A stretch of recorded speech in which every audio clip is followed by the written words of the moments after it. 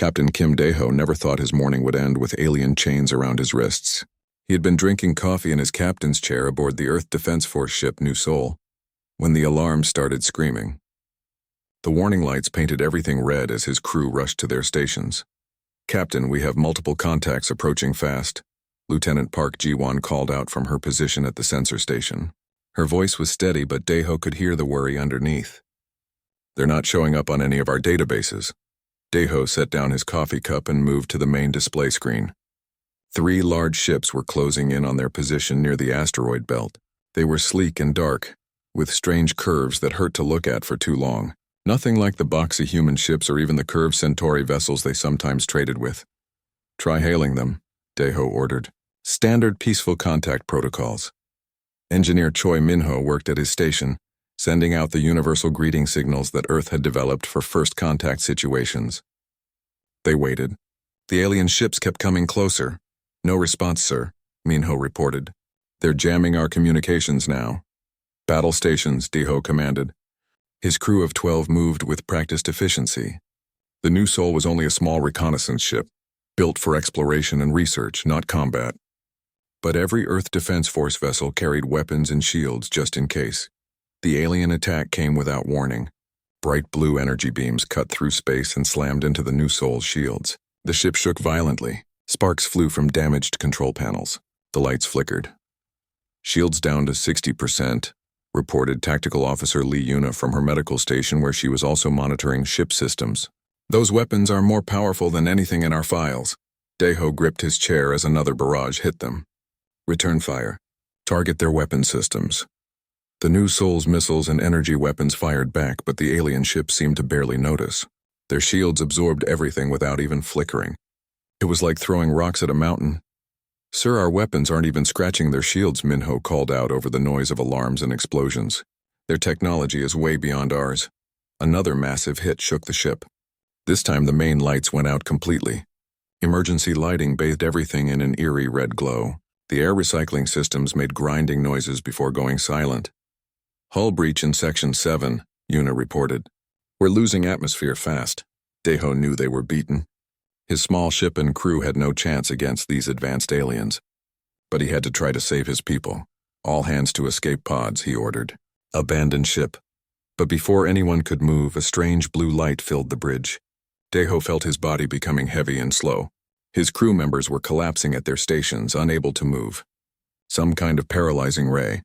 The last thing Daeho saw before darkness took him was alien figures materializing on his bridge. They were tall and blue-skinned, with 4 arms each.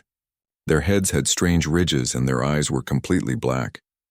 They moved with fluid grace as they began scanning his unconscious crew with handheld devices.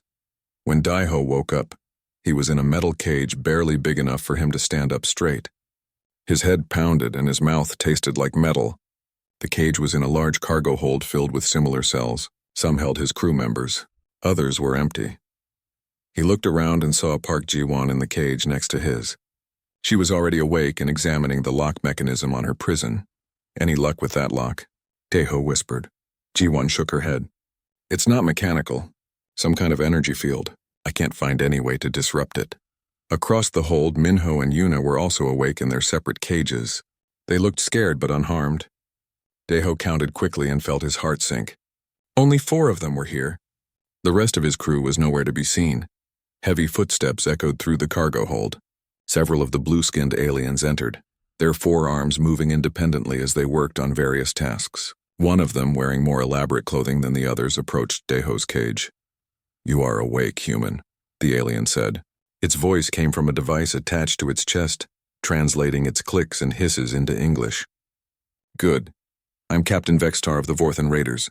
You and your pathetic crew are now our property." "What happened to the rest of my people?" Daeho demanded, standing as tall as he could in his cramped cage. Vextar made a sound that might have been laughter. "The weak ones did not survive the capture process. Only you 4 proved strong enough to be worth keeping alive. You should feel honored." Rage filled Daeho's chest, but he forced himself to stay calm. Getting angry would not help his surviving crew members. He needed to think and plan. "What do you want with us?" he asked. "Originally, we planned to sell you to the mining colonies," Vextar replied. "Human slaves fetch decent prices, I am told. But then I heard about something much more entertaining. The alien captain walked closer to Deho's cage, his black eyes reflecting the overhead lights. Have you heard of the Dragon Den, human? Deho had never heard the term before, but something about the way Vextar said it made his skin crawl. No. It is a collection of the galaxy's most dangerous predators kept by the Keeper race on Nexus Prime Station. They use these creatures for research and entertainment. No being has ever survived more than a few minutes when placed in the den with these monsters. Vextar's 4 hands gestured dramatically as he spoke. The creatures come from death worlds across the galaxy, acid-spitting beasts that can dissolve starship hulls, psychic hunters that feed on fear and pain, massive crushers that can pulverize mountains, all of them hungry and violent beyond imagination. And you want to feed us to these monsters? G1 asked from her cage. Oh no, Vextar replied. Not all of you. Just him. He pointed at Deho with one of his 4 clawed fingers. We will throw the human captain into the Dragon Den and let the galaxy's most feared predators tear him apart. Other species have paid good money to watch this entertainment. Your death will be broadcast across multiple star systems. And the others? Deho asked, though he dreaded the answer. They will watch their captain die. Then they will appreciate our mercy when we sell them to the mines instead of feeding them to the monsters as well. Vextar turned and walked toward the exit, but paused at the doorway. We will reach Nexus Prime in 2 days. I suggest you use that time to make peace with whatever gods your species worships. The creatures in the Dragon Den show no mercy to the weak. After the aliens left, Deho's crew sat in stunned silence. Finally, Yuna spoke up from her cage. There has to be a way out of this, she said. Earth Defense Force trained us for impossible situations. The cages seem escape-proof, Minho reported. And even if we got out, we're on an alien ship in deep space. Where would we go? We don't give up, Deho said firmly. Ever. That's not who we are. But privately, he wondered if this time they had finally encountered something beyond human ability to overcome. The Vorthon technology was clearly superior to anything Earth had developed. Their ship was fast and powerful, and now they were taking him to face creatures that sounded like living nightmares. Still, he had to try. Not just for himself, but for his crew, for the 8 people who had already died, for everyone back on Earth who was depending on people like him to keep them safe. As the alien ship carried them deeper into unknown space, Captain Kim Deho began to plan. He might be walking into the Dragon Den to die, but he would not go quietly. If these monsters wanted to kill a human, they would discover that humans did not surrender easily. Earth had taught him that much at least. No matter how dark things looked, humans endured. They found ways to survive. They turned disadvantages into advantages and enemies into allies. Maybe, just maybe, he could find a way to do that even in a den full of the galaxy's most dangerous monsters. The cargo hold grew quiet except for the humming of the ship's engines. In 2 days, everything would change. Deho closed his eyes and began to prepare his mind for whatever was coming. He would show these aliens what humans were really made of. Nexus Prime was the largest space station Deho had ever seen. It stretched across space like a metal city, with docking ports for thousands of ships and towers that disappeared into the darkness. Lights twinkled across its surface like stars, and ships of every shape and size moved around it like insects around a bright flower. The Vorthon ship docked at one of the smaller ports. Through the small window in his cage, Deho could see other vessels arriving. Word had spread quickly through the galaxy about the entertainment that was about to begin. Alien species he had never seen before were coming to watch a human die. Look at them all, G1 whispered from her cage. They're here to watch you get torn apart. Let them come, Deho replied quietly. They might not see what they expect. Captain Vextar entered the cargo hold with several other Vorthons. They moved with the confidence of people who had never been challenged. Their forearms worked independently as they prepared equipment and checked their weapons. Time to go, human, Vextar announced.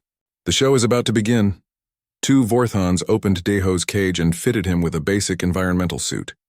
It was clear and thin, designed to keep him alive in different atmospheres but offer no protection against claws or teeth. They also attached a small camera device to his chest, so the audience can see your final moments clearly, Vextar explained with what might have been a smile on his alien features. As they led him through the corridors of Nexus Prime, Deho saw dozens of different alien species. Some were tall and thin like walking trees. Others were short and round with too many eyes.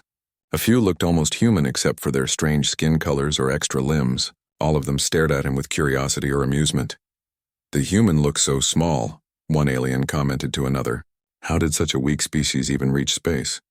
"They will learn soon enough," replied its companion. "The den shows the truth about all species." The corridor opened into a vast observation deck overlooking the dragon den. Daiho stopped and stared. The den was enormous, easily the size of several city blocks. It was built in layers with different environments for different types of creatures. He could see forests, deserts, swamps, and areas that looked like the inside of volcanoes. Strange mists drifted between the levels and shapes moved in the shadows. Hundreds of aliens filled the observation deck. They sat in comfortable seats with drinks and food, treating this like entertainment. Large screens showed close-up views of different areas in the den. Daiho saw creatures that made his blood run cold. In one section, a massive beast with 6 legs and a head covered in acid-dripping glands was sleeping. Its skin looked like it could turn aside laser blasts. In another area, shadowy forms drifted through the air, sometimes becoming solid, sometimes fading to nothing. And in the deepest part of the den, something so large moved that Daiho could only see parts of it at a time. "Impressive, is it not?" said a new voice. Daiho turned to see a tall, thin alien approaching. This one was different from the others. Its skin seemed to glow with a soft light, and its movements were graceful and ancient. "I am Elder Keeper Morthak. I oversee the dragon den." "You're the one who keeps these monsters prisoner," Daiho said. "Prisoner?" Morthak seemed genuinely surprised. "An interesting word choice. These creatures are guests in a way. They are fed, cared for, and given space to live. In return, they provide research opportunities and occasional entertainment. Entertainment like watching them kill me." "If that is what happens..." "Yes." The Elder Keeper studied Daiho with eyes that seemed much older than his face. "But I confess I'm curious about your species. We have heard rumors about humans, but never encountered one directly. Your reputation is uninteresting?" "What reputation?" Daiho asked. Before Morthak could answer, Vextar interrupted. "Enough talking. The audience is getting impatient. Throw the human into the den and let us watch him die." The Elder Keeper nodded slowly. "Very well. But first, human, you should understand what you face. The den contains creatures from 47 different death worlds. Each one is an apex predator from an environment so dangerous that most species avoid their planets entirely. Some hunt by scent, others by movement, and still others by detecting fear itself." Morthak gestured to the screens showing different areas of the den. "The necromorphs can dissolve most metals with their acid. The void hunters feed on psychic energy and grow stronger as their prey grows weaker. The stone crushers can pulverize starship armor with their bare hands. And in the depths lies something so ancient and powerful that even we keepers treat it with great respect." "Any advice for staying alive?" Daiho asked, though he suspected the answer. "In 40,000 years of operating the dragon den," Morthak replied, "no creature placed inside has survived longer than 7 minutes. The record is held by a Kragan warrior who managed to hide from the predators for that long before they found him." The crowd in the observation deck was growing restless. Alien voices called out in dozens of languages, but the universal translators made their meaning clear. They wanted blood. They wanted to see the human torn apart. Vextar grabbed Daiho's arm with 2 of his 4 hands. "Time to die, human. Your crew will watch every moment." They brought Park Jiwon, Minho, and Yuna to a special viewing area where they would have a perfect view of the den. Their faces were pale but determined. As Daiho was led past them, Jiwon reached out and touched his hand briefly. "Remember Earth," she whispered. "Remember what we fight for." "Earth endures," Daiho whispered back. It was an old Earth Defense Force motto. No matter what happened to individual soldiers, Earth would continue. "Earth endures," his crew replied together. The entrance to the dragon den was a simple airlock. Once he stepped through, there would be no way back until either he was dead or the keepers decided to retrieve his body. Daiho took a deep breath and looked back at the observation deck one more time. Hundreds of alien eyes stared down at him. Some showed amusement, others curiosity, and a few seemed almost bored. They saw him as nothing more than a brief distraction, a small creature about to be destroyed for their entertainment. "Any last words, human?" Vextar asked mockingly. Daiho looked up at all the assembled aliens. Then he looked at his crew. Finally, he looked at Elder Keeper Morthak. "Yes," he said clearly. "You're all about to learn something new about humans. The airlock door opened with a soft hiss. Beyond it lay darkness and the sounds of things moving in the shadows. Somewhere in that darkness were creatures that had killed every other being ever sent to face them. Daeho stepped forward into the dragon den. The door closed behind him with a final, solid thud. In the observation deck above, aliens leaned forward in their seats. Cameras focused on his small figure as he stood at the entrance to the den. Betting pools opened on how long he would survive. The timer started counting. 7 minutes was the record to beat. But as Daeho walked deeper into the den, he was not thinking about records or survival times. He was thinking about Earth. About the billions of people who depended on soldiers like him to keep them safe. About his crew watching from above and the 8 members of his crew who had already died. Most of all, he was thinking about what it meant to be human. Humans had always faced impossible odds. They had survived ice ages and plagues and wars and natural disasters that should have wiped them out. They had reached for the stars despite having no natural advantages except one thing: they never gave up. No matter how hopeless things looked, humans found ways to endure. They adapted, they learned, and sometimes when they were very lucky or very determined, they found ways to turn their enemies into allies. As shapes began to move in the darkness around him, Daeho wondered if that same human stubbornness might work even here. In a den full of the galaxy's most dangerous monsters. He was about to find out. The first creature stepped into the dim light ahead of him. It was huge, with 6 legs and acid dripping from glands on its neck. Its eyes locked onto his small figure and it began to move forward with predatory interest. Daeho did not run. Instead, he did something that no other creature thrown into the dragon den had ever done. He stood his ground and waited. The necromorph was even more terrifying up close than it had looked on the screens. It stood nearly 3 times Daeho's height, with thick armored skin that looked like it could stop tank rounds. Acid dripped constantly from the glands along its neck, hissing as it hit the metal floor and ate small holes in the surface. Its 6 legs moved with surprising grace for such a massive creature, and its eyes were intelligent and predatory. In the observation deck above, the aliens leaned forward eagerly. This was what they had come to see. The camera zoomed in as the massive creature approached the tiny human figure. 10 seconds and it will be over, Vextar said with satisfaction. Humans are even weaker than I thought. But Daeho was not running. Years of military training had taught him that running from a predator often triggered its hunting instincts. Instead, he studied the creature's movements, looking for patterns and weaknesses. The necromorph circled him slowly, its head lowered and ready to strike. Daeho could smell the acid, sharp and burning in his nose even through his environmental suit. He could hear the creature's breathing, deep and steady like a giant bellows. Then it charged. Most creatures would have panicked and tried to run. But Daeho had faced charging enemies before, though none quite this large.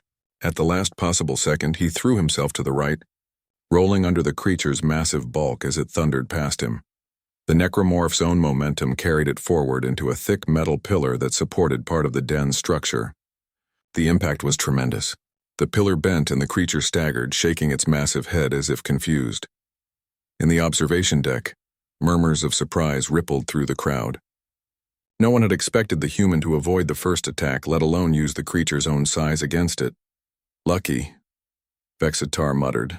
It will not be so fortunate again. But something strange was happening in the den. The necromorph had recovered from its collision and was turning back toward Daeho, but instead of charging again immediately, it stopped and studied him. Its intelligent eyes showed something that might have been curiosity. Daeho slowly got to his feet, keeping his movements calm and non-threatening. He had noticed something during the creature's charge. Despite its fearsome appearance, its attack had been straightforward and predictable, almost like it was going through the motions rather than really trying to kill him. "Easy there," Daeho said softly, though he doubted the creature could understand his words. "I'm not here to hurt you." The necromorph tilted its massive head, listening to the strange sounds the human was making. In all its years in the dragon den, no creature had ever spoken to it in such a gentle tone. Everything else that had been thrown into the den had either attacked immediately or run away screaming. Movement in the shadows caught Daeho's attention. 3 new shapes were materializing from the darkness. These were different from the necromorph. They seemed to be made of shadow itself, constantly shifting between solid and incorporeal forms. Their eyes glowed with pale light, and they moved without making any sound. The Void Hunters had arrived. In the observation deck, Elder Keeper Morthak watched with growing interest. "Fascinating," he murmured to himself. "The human has survived the first encounter and now faces the psychic predators. This should end quickly." The Void Hunters were among the most feared creatures in the Dragon Den. They fed on psychic energy, growing stronger as their prey grew weaker with fear and despair. They could phase in and out of physical reality at will, making them nearly impossible to fight with conventional weapons. As they approached Deho, he felt their psychic tendrils reaching into his mind, searching for the fear and terror that would feed them. But what they found there was not what they expected. Instead of panic, they tasted determination. Instead of despair, they found hope. And underneath it all was something that burned them like acid. An absolute refusal to give up that was so strong it hurt them to touch it. The lead Void Hunter recoiled as if it had been struck. The other two circled warily, their shadowy forms flickering with confusion. They had never encountered a mind like this before. Deho could feel their psychic presence like cold fingers trying to grip his thoughts. But his military training had included basic mental discipline techniques, and he had always been mentally strong. Instead of fighting their intrusion, he opened his mind and let them see what he was thinking about. He showed them images of Earth, green forests and blue oceans, cities full of people living their lives in peace. His crew members, brave and loyal despite their fear. The 8 soldiers who had died when the Vorthons attacked his ship. All the people back home who were counting on him to protect them. The Void Hunters staggered back as if they had been burned. The emotions and memories flooding from the human's mind were too pure, too strong for them to digest. They were used to feeding on fear and hatred, not love and duty and hope. One by one, they retreated back into the shadows, their forms becoming less solid as they fled from the human's unshakable determination. The observation deck erupted in confused chatter. Aliens who had come to watch a quick execution were instead seeing something unprecedented. A human had not only survived encounters with 2 different types of apex predators, but had somehow driven off the Void Hunters without even fighting them. "This is impossible," Vextar snarled. "What kind of creature is this human?" Elder Keeper Morthak was asking himself the same question. In 40,000 years of operating the Dragon Den, nothing like this had ever happened. The creatures were behaving completely differently than expected. Down in the den, more predators were emerging from different sections. Stone crushers, massive creatures that could pulverize mountains, approached with ground-shaking steps. Crystalline serpents, whose venom could kill most beings in seconds, slithered out of hidden crevices. Flying hunters with razor-sharp talons circled overhead, but none of them attacked immediately. They seemed to be waiting, watching, trying to understand what this small creature was and why the other predators had not killed it yet. Deho found himself in the center of a circle of the galaxy's most dangerous monsters. Any one of them could have killed him in seconds. Together they should have torn him apart without effort. But instead they studied him with what looked almost like curiosity. That was when he began to understand what was really happening here. These creatures were not mindless killing machines. They were intelligent beings who had been imprisoned in this place, forced to kill other prisoners for the entertainment of aliens who saw them as nothing more than dangerous animals. "You're not monsters at all, are you?" Deho said aloud. "You're prisoners just like I am." The necromorph, which he had begun thinking of as guardian because of its protective stance, made a low rumbling sound that might have been agreement. The stone crushers shifted their massive forms in what could have been acknowledgement. Even the Void Hunters whispered in the shadows, their voices carrying emotions he had not expected: loneliness, sadness, and a desperate hunger for understanding rather than just psychic energy. In the depths of the den, something much larger began to move. The cameras lost track of it because of its size, but Deho could feel its presence. Ancient, powerful, intelligent beyond measure. The other creatures in the den turned toward the depths respectfully, as if acknowledging the presence of something they considered their elder or leader. Through the darkness came a voice that spoke directly into Deho's mind, not with words but with pure meaning and emotion. The voice belonged to something the keepers called the Dreamer, a creature so old and powerful that even they treated it with reverence. It had been in the Dragon Den longer than any other creature, and it remembered things from before the galactic civilizations had even learned to build. Starships, what the dreamer shared with Deho, changed everything he thought he knew about the Dragon Den and its inhabitants. These creatures were not criminals or monsters.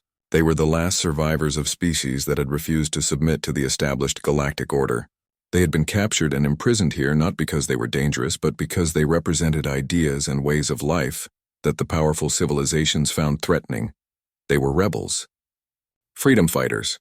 The last representatives of worlds that had chosen independence over safety, courage over submission, just like humans were choosing to do now as they reached out into the galaxy. The dreamer's ancient mind touched Deho's thoughts gently, sharing images and memories from across the galaxy. Worlds that had been conquered not through military force but through slow economic pressure and cultural influence.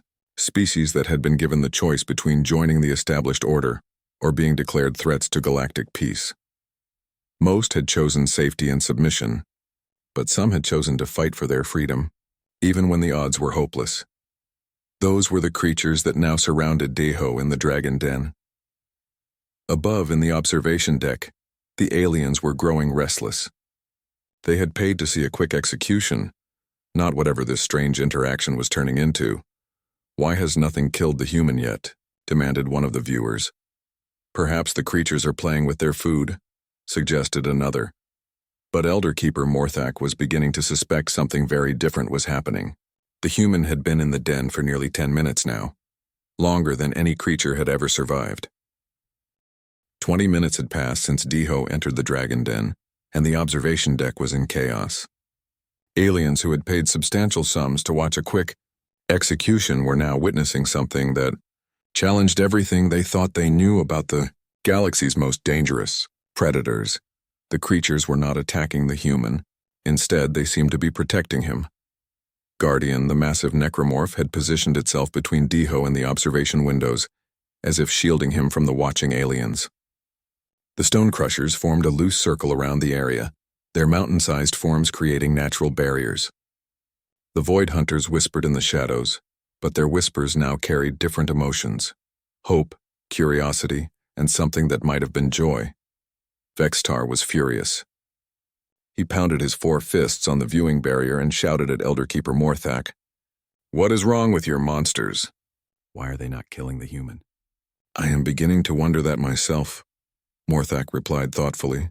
He had been observing the Dragon Den for centuries, and had never seen the creatures behave like this. Perhaps we have misunderstood something fundamental about their nature.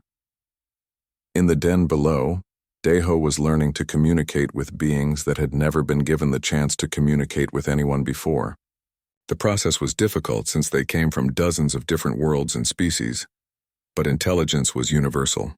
Gestures, simple sounds, and basic emotional projections were starting to work. Guardian understood that pointing meant direction, and that raising hands meant peace. The stone crushers responded to changes in his voice tone and body posture. The void hunters could share emotions and simple concepts directly through their psychic abilities. Slowly, carefully, Deho began to learn their stories. Guardian had been a protector on its homeworld, defending the young of its species from natural predators. It had been captured when its people refused to allow alien mining operations to destroy their breeding grounds. Rather than surrender their future generations to industrial exploitation, they had fought back. Guardian was the last of its kind. The stone crushers came from a high-gravity world where their strength was natural and necessary for survival. Their crime had been refusing to become laborers in the galactic industrial complexes. They valued their culture and traditions over the comfort that submission would have brought. For this, their entire civilization had been declared a threat to galactic peace. The Void Hunters had been philosophers and teachers on their world, using their psychic abilities to help others understand themselves and find inner peace. But their ideas about individual freedom and self-determination conflicted with the approved galactic philosophy of collective submission to authority. They had been branded as dangerous radicals.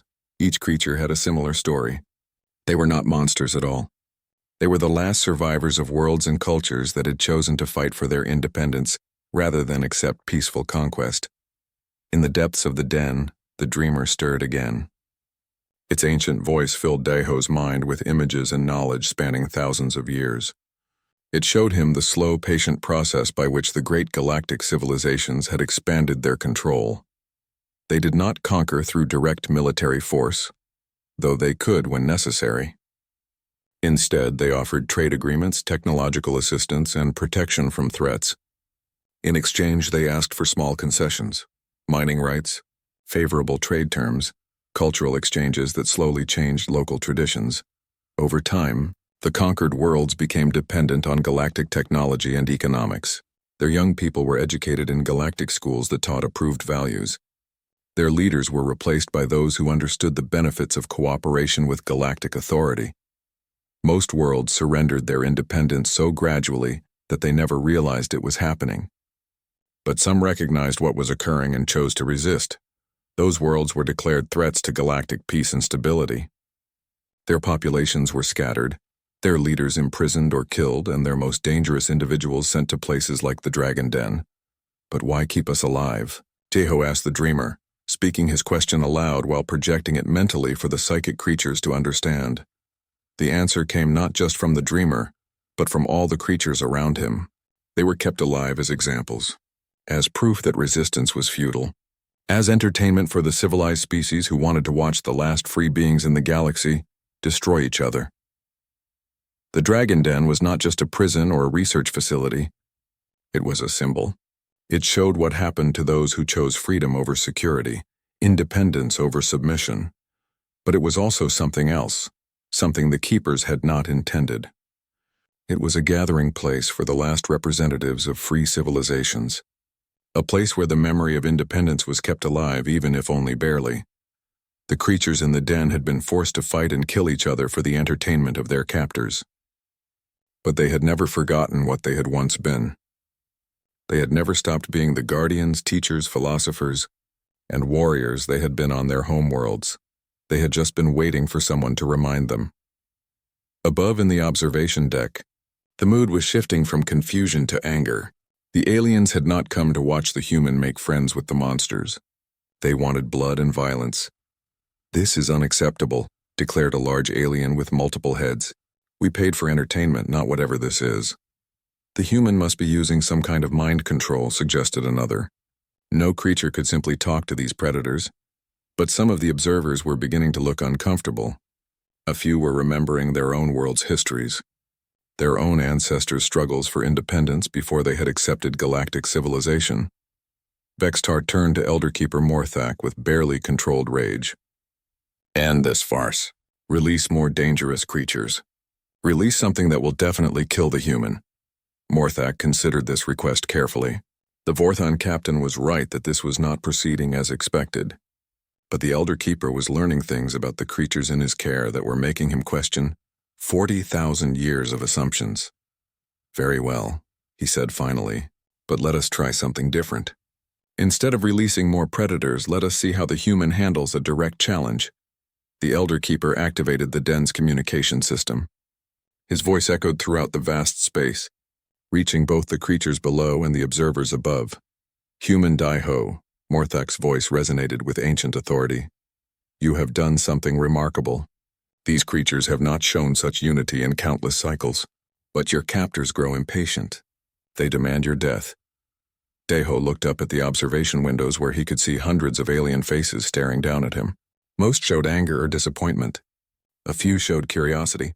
Vextar's face was twisted with rage. "What happens if I refuse to die?" Daiho called back. "Then those who brought you here will demand that we release creatures even more dangerous than these. Predators that cannot be reasoned with or understood. Things that exist only to destroy." Guardian rumbled a warning sound and moved closer to Daiho. The stone crushers shifted their massive forms threateningly. The Void Hunters whispered angry thoughts at the observation windows. In that moment, Daiho realized that something fundamental had changed. The creatures in the Dragon Den were no longer just imprisoned predators forced to fight for entertainment. They had become something else. They had become his allies. "Then tell Captain Vextar and all his friends," Daiho said, his voice carrying clearly through the den's acoustics, "that if they want me dead, they're welcome to come down here and try to kill me themselves." The challenge echoed through the observation deck like a thunderclap. Silence fell as the implications sank in. The human was not just defying the creatures in the den. He was defying the entire galactic order that the Dragon Den represented, and the monsters, the galaxy's most feared predators, were standing with him. In the depths of the den, the dreamer's ancient voice rose again, but this time it spoke not just to Daiho but to every mind in the station, creature, keeper, and observer alike. This small one shows us what we had forgotten. The dreamer's thoughts resonated with power that made the station's hull vibrate. True strength comes not from domination but from understanding. Not from conquest but from unity. The young species from the small world carries within it something that the great civilizations have lost. The words hit the observation deck like a wave of force. Some aliens staggered under the psychic pressure. Others found themselves remembering things they had tried to forget. Their own world's histories, their own ancestors' sacrifices for freedom. But the message was not finished. These creatures were not captured because they were dangerous, the dreamer continued. They were captured because they remembered what it meant to be free. And now, in the presence of this human, they remember once again.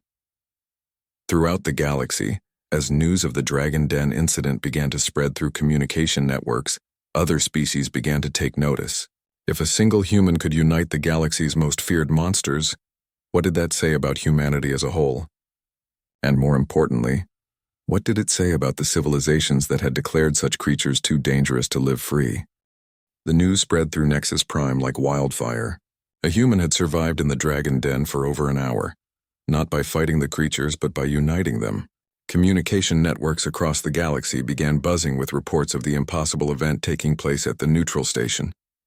In the observation deck, the mood had shifted from entertainment to something much more serious. The aliens who had come to watch a quick execution were now witnessing something that challenged the very foundations of their galactic civilization. Some were fascinated. Others were terrified. "This changes everything," whispered a delegate from the Centauri Republic to her companion.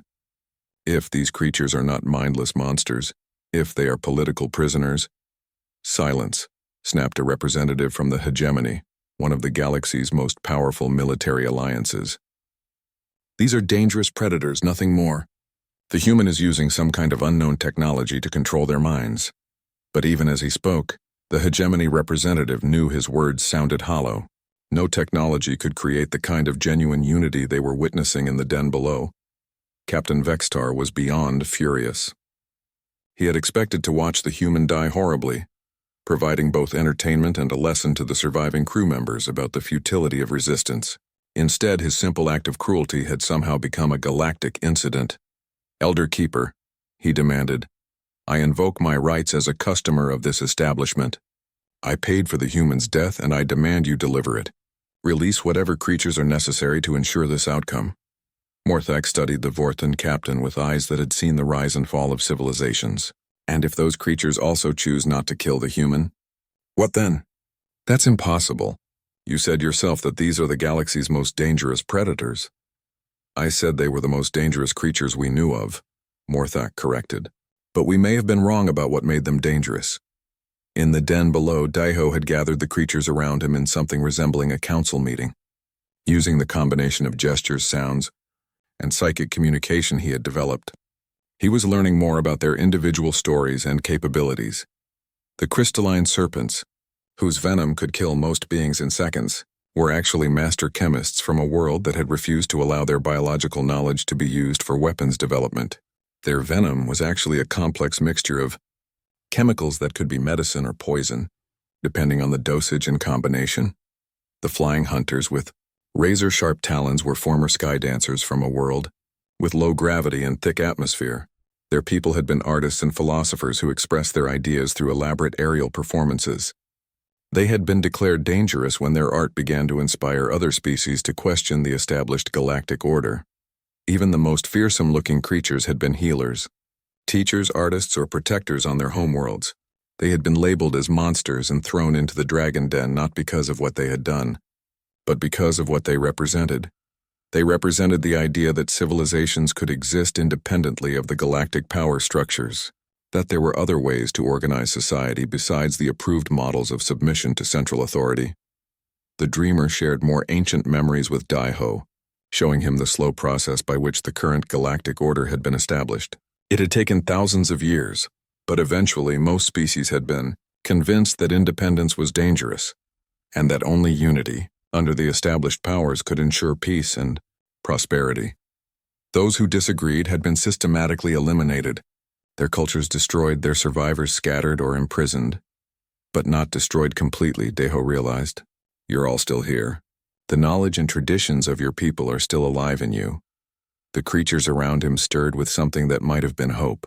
For the first time in decades or centuries, someone was acknowledging their true nature and the value of what they represented.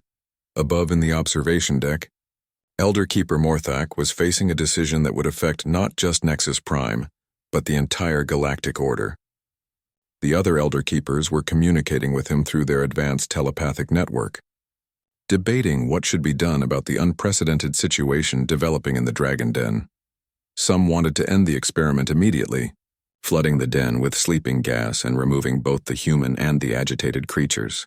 Others argued for studying the phenomenon to understand how the human had achieved such unprecedented unity among natural enemies. But Morthak was thinking about something deeper. For 40,000 years, the Keepers had maintained their neutrality by refusing to take sides in galactic politics. They had operated the Dragon Den as a service to the established powers, helping to dispose of problematic individuals while conducting research on dangerous species. What if they had been wrong all along? What if the creatures in the Dragon Den were not dangerous predators at all, but the last guardians of something the galaxy desperately needed? His decision was interrupted by an urgent communication from the station's security forces. More ships were arriving at Nexus Prime, and not all of them were friendly. Word of the Dragon Den incident had reached the military forces of several major galactic powers. Fleets from the hegemony, the corporate syndicate, and the ecclesiastical union were converging on the neutral station. Each claimed to be coming to restore order and ensure the continued safety of galactic civilization. In reality, they were coming to make sure that whatever was happening in the Dragon Den did not spread beyond the station.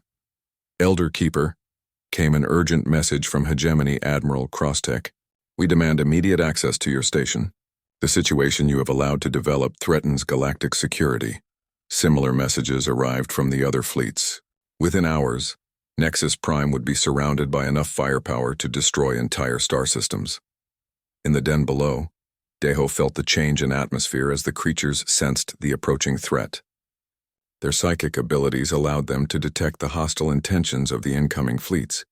Even through the station's shielding, "They're coming to destroy us," the Void Hunters whispered into Deho's mind.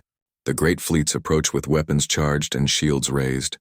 They fear what we have become here. Guardian rumbled deep in its throat, a sound that vibrated through the metal floors of the den. The stone crushers shifted their massive forms, and for the first time since Deho had met them, they looked truly dangerous. Not because they were predators, but because they were protectors preparing to defend something precious. How many ships? Deho asked. The dreamer's ancient consciousness reached out through space, touching the edges of the approaching fleets with psychic senses that spanned star systems. 3 battle groups. Enough to reduce this station to atoms. They come not to rescue or negotiate, but to silence what has been awakened here. Deho felt a familiar weight settle on his shoulders. It was the same feeling he had experienced as a captain in Earth Defense Force, when the safety of his crew and ship depended entirely on his decisions. But this time the stakes were much higher. He was not just responsible for his own people anymore. He had somehow become the focal point for the last representatives of dozens of extinct civilizations, the keeper of knowledge and traditions that had been systematically erased from the galaxy. There has to be another way, he said, thinking aloud. Running and hiding hasn't worked for any of you. Fighting alone hasn't worked either. But together. Above in the observation deck, the situation was deteriorating rapidly. The alien spectators who had come for entertainment were now demanding immediate evacuation as word of the approaching fleets reached them. Some were fleeing to their ships, while others were arguing with station security about their rights as paying customers. Vexitar was in heated discussion with representatives from the Hegemony fleet. "The human belongs to me," he insisted. "I captured it legally and paid for its disposal. You have no right to interfere with my property." "Your property has become a threat to galactic stability," replied Admiral Crosstech's holographic image. The incident in the Dragon Den has already inspired unrest on 17 different worlds. Resistance groups are claiming that if one human can unite the galaxy's most dangerous predators, perhaps they can unite other oppressed populations as well. Then kill the human and end the problem, Vextar snarled. We intend to, but we will also be destroying the station and everything on it to ensure no trace of this incident remains. That includes your crew members, Captain. For the first time since capturing the humans, Vextar felt a chill of fear. He had expected to profit from this entertainment, not to lose his ship and crew to galactic politics. Elder Keeper Morthak was listening to all of this while monitoring communications from his fellow keepers scattered across the galaxy. The reports were troubling. On world after world, populations that had been peaceful and compliant for generations were beginning to ask questions about their history and their freedom. The simple image of a human standing peacefully among creatures that had been labeled as monsters was spreading through communication networks faster than the authorities could suppress it, and with it spread a dangerous idea that perhaps the established order was not as necessary or benevolent as people had been taught. The moment of decision had arrived. 3 massive battle fleets surrounded Nexus Prime, their weapons charged and ready to reduce the ancient station to cosmic dust. In the Dragon Den below, representatives of 47 extinct civilizations stood united with a single human who had shown them that freedom was still possible. And in the observation deck above, Elder Keeper Morthak faced the most important choice in 40,000 years of Keeper neutrality. Elder Keeper. Admiral Crosstech's voice crackled through the communication system with barely controlled impatience. You have 30 minutes to evacuate your essential personnel. After that, we will commence bombardment of the station. On whose authority? Morthak asked calmly. By joint resolution of the Hegemony Council, the Corporate Syndicate Board, and the Ecclesiastical Union High Command. The situation developing on your station threatens galactic stability and must be contained. In the Dragon Den, Deho could feel the tension building. The creatures around him were preparing for battle, not because they wanted to fight, but because they had finally found something worth fighting for. The hope that had been awakened in the past few hours was too precious to let die without a struggle. There is another way, Deho said to the assembled creatures. We don't have to fight them. We don't have to hide from them either. Then what do you propose? Guardian rumbled. We show them the truth. Not just the people here, but everyone in the galaxy. We show them what you really are, what your worlds were like before they were destroyed, what knowledge and wisdom was lost when your civilizations fell. The Void Hunters whispered excitedly among themselves. Their psychic abilities could project thoughts and memories across vast distances when properly focused. Combined with the station's communication arrays, they could potentially reach every inhabited world in the galaxy. It has never been attempted on such a scale, they warned. The psychic strain could destroy us. Then we don't do it alone, Deho replied. He looked up at the observation deck where Elder Keeper Morthak was still watching. Elder Keeper, your people have maintained neutrality for 40,000 years by staying out of galactic politics. But what if staying neutral now means allowing something precious to be destroyed forever? Morthak considered this carefully. The Keeper race had survived by avoiding taking sides, by being useful to all parties without becoming essential to any. But he was beginning to understand that this situation was different. The creatures in the Dragon Den were not just political prisoners. They were the living memory of entire civilizations, the keepers of knowledge and wisdom that had been systematically erased from galactic history. If they died here today, that knowledge would be lost forever. And perhaps more importantly, the idea that alternatives to the current galactic order were possible would die with them. What do you need from us? Morthak asked. Access to your communication networks, Deho replied, and a chance to show the galaxy what really happened to the worlds these creatures came from. The Elder Keeper's decision sent ripples of shock through the observation deck. Several alien representatives began shouting protests, but Morthak's authority on Nexus Prime was absolute.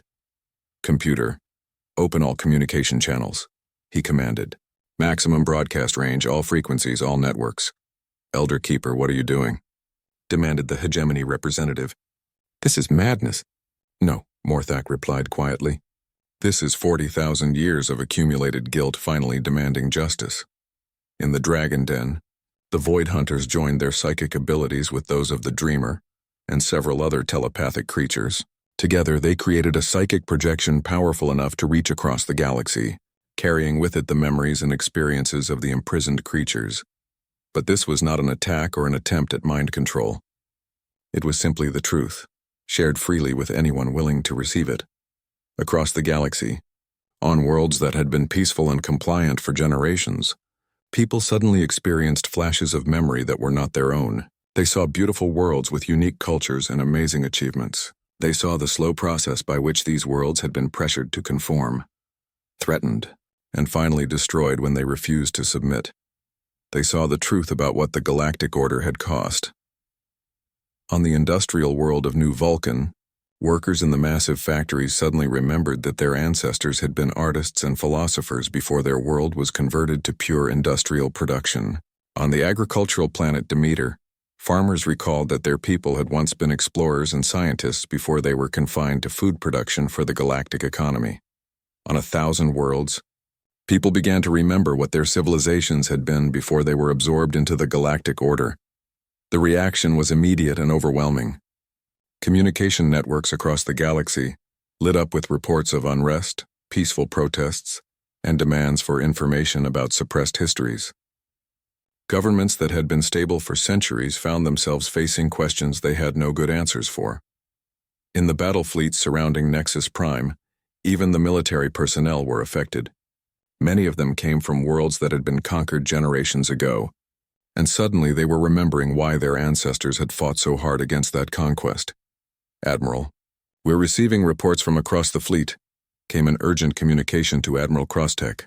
"Crew members are requesting information about the historical claims being broadcast from the station. Several ships are reporting discipline problems." "Ignore the broadcasts," Crosstech ordered. "They are enemy propaganda designed to weaken our resolve. Prepare for bombardment." But in the Dragon Den, something new was happening. The psychic projection had worked both ways. While the creatures were sharing their memories with the galaxy, they were also receiving responses. Thousands, then millions of minds across the galaxy were reaching back to them, sharing their own suppressed memories and hidden histories. The creatures in the den were no longer alone. For the first time in decades or centuries, they were connected to others who shared their values and their pain. "It's working," the Void Hunters whispered in amazement. "They remember. Across the galaxy, they remember." But Admiral Crosstech was not willing to let the situation develop further. "All ships commence bombardment. Destroy the station immediately."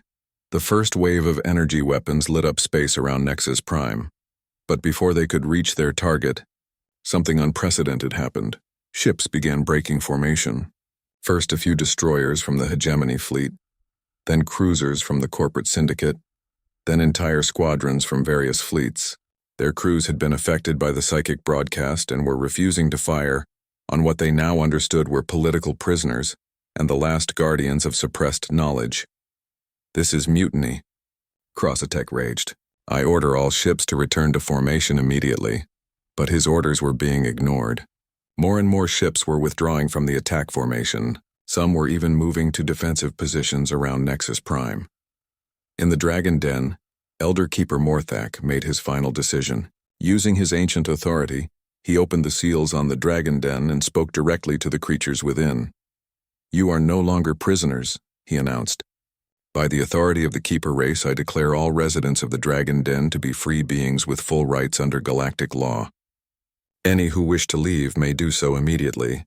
Any who wish to remain as guests of Nexus Prime are welcome to stay." The massive doors of the Dragon Den opened for the first time in 40,000 years. Guardian was the first to step through, followed by the Stone Crushers, the Void Hunters, and dozens of other creatures. They emerged not as monsters but as the teachers, healers, artists, and protectors they had always been. But they did not emerge alone. Captain Kim Daeho walked with them, no longer a prisoner thrown to the monsters but a friend and ally walking beside fellow beings who had chosen freedom over safety. The sight broadcast across the galaxy through the stations. Communication networks was powerful beyond any weapon. Creatures that had been labeled as the most dangerous monsters in the galaxy were walking peacefully alongside a human, proving that cooperation and understanding were possible, even in the most unlikely circumstances. Across the galaxy, the response was immediate and overwhelming. World after world began demanding answers about their own suppressed histories.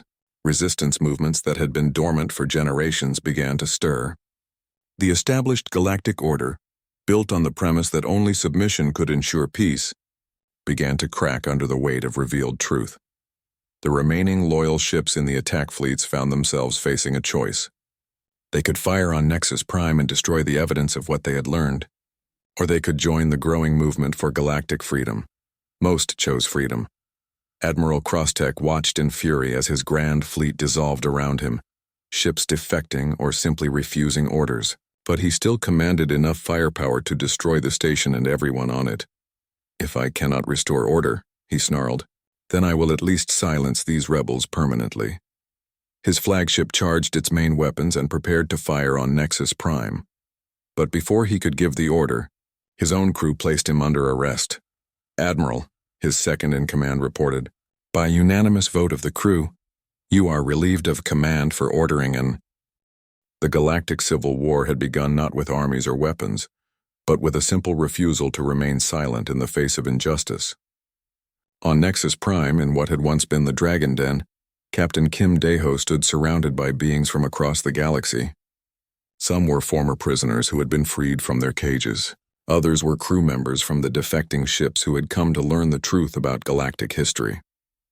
Park Ji-won, Minho, and Yuna had been released from their prison and reunited with their captain. They looked around in amazement at the peaceful gathering of beings who should have been impossible allies. "What happens now?" Ji-won asked. "Now we go home," Daeho replied, watching as former enemies worked together to organize relief efforts for newly freed prisoners. "But we don't go home alone, and we don't go home to the same galaxy we left." The Dragon Den had been meant to demonstrate that some beings were too dangerous to be allowed freedom. Instead, it had proven that the greatest danger to oppressive systems was not violence or rebellion, but the simple truth that freedom and cooperation were possible. Elder Keeper Morthak stood at the observation deck, watching the peaceful assembly below. For the first time in 40,000 years, the Keeper race had taken a side in galactic politics. They had chosen truth over neutrality, justice over peace. "Was it worth it?" asked Junior Keeper Sylvana, who had joined him at the window. "Ask me in 100 years, Morthak replied, "when we see what kind of galaxy grows from the seeds planted here today." Below them, human and alien, former prisoner and former guard, predator and prey, worked side by side to build something new. The age of galactic empires based on fear and submission was ending. The age of true unity, built on freedom and cooperation, had begun, and at its heart stood a simple truth that a human captain had learned from the galaxy's most feared monsters: that the strongest bonds are not forged through conquest or control, but through understanding, respect, and the shared courage to choose hope over fear. The Dragon Den remembered. The galaxy would never forget. Years later, historians would mark this as the moment when everything changed, when a human thrown to monsters chose to see potential friends instead of certain enemies. When creatures labeled as predators remembered they had once been protectors. When an ancient neutral power chose justice over safety. It was the day the monsters chose to kneel not in submission, but in respect for the idea that even in the darkest places, freedom could still take root and grow. The galaxy would never be the same.